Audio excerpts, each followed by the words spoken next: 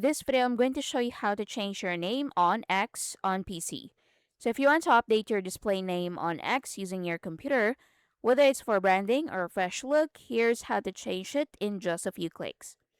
So to start, go to x.com. Now, what you need to do is to click on your profile down here. And next, click on Edit Profile. Now, at the top, find the name field right here. Delete your current name and type your new name. So this is your display name and not your username. Once you do that, click on Save at the top right corner and your new name updates instantly.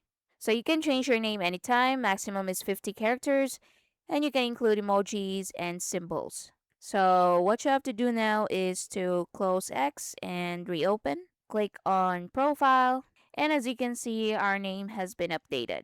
And that's it, you've successfully changed your name on X using your PC. Your new display name will update instantly across your profile, posts, and replies, so everyone will see it right away. If you're rebranding or just refreshing your profile, make sure your name matches your bio, profile picture, and content for a more consistent look. Thanks for watching.